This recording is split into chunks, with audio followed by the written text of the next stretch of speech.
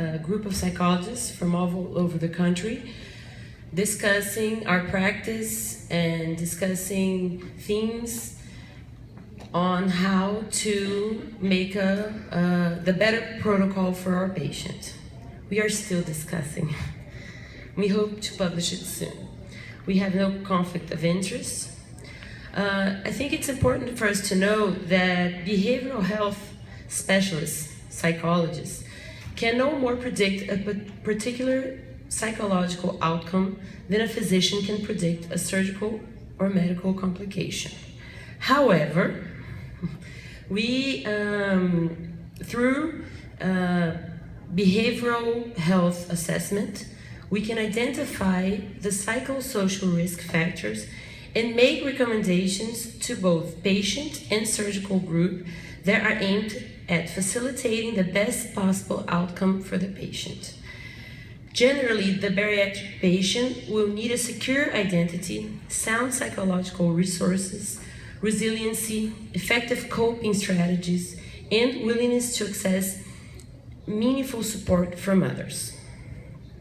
When a problematic pre-surgery psychosocial factors are identified, the professional is able to alert the treatment team and the patient to make appropriate recommendations, such as pharmacological interventions, psychoeducation, psychotherapy to address potential post-surgery stumbling blocks, nutritional consultation, close aftercare monitoring, and bariatric surgery support group attendance. When we based this consensus on the literature, we studied a lot, and we based on two consensus that already exist. The American one that was published in 2004 and the Latin American in 2014. The main goal of the document is to provide an overview of elements that are important to the pre-op assessment as well as post-op surgery. We do that,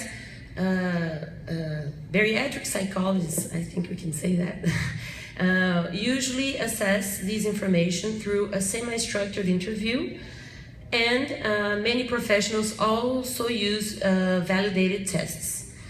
But we have common categories that have to be assessed when treating bariatric patients. Behavioral aspects, cognitive and emotional aspects, developmental aspects, and current life situations. When we talk about behavioral aspects, it's important to talk about the motivation of the patient to do the surgery, the expectations that he has, the social support, previous attempts at weight management, eating and dietary styles, physical activity and inactivity, substance use, health-related risk-taking behaviors, and compliance.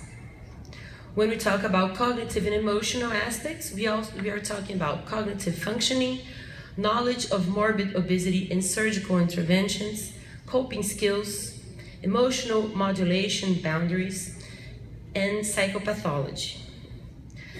The history of the patient is also very important. So we have to access that. We have to access factors like traumatic life events and any history of abuse and neglect, degree and quality of attachments in social relationships, any childhood history of weight-related ridicule, the role of food played along with any attempts to use it as a source of love, comfort, companionship, control, or dissociation. The current life situation, potential stressors in the current life, the use of social support, how the social support is being used, because many patients have social support, but they don't use it, and the motivation and expectations.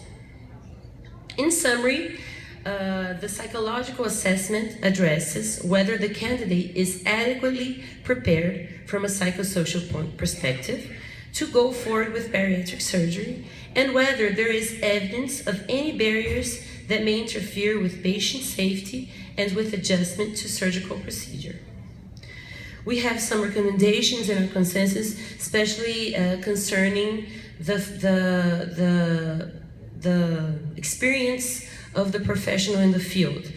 We recommend that the patient has to have at least 3 appointments with a psychology professional before surgery, prior to surgery, and the professional has to have at least 2 years of experience in the field.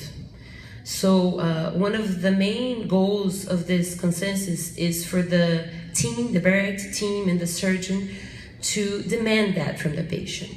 When he receives the approval, to see if that professional that evaluated that patient, that assessed that patient, if he has that experience. And a minimum of a specialization title in clinical or health psychology. In conclusion, this is the first Brazilian consensus. We're working on it. This is a step towards improving bariatric assistance and facilitating our communication, not only between us, psychology professionals, but between the whole team.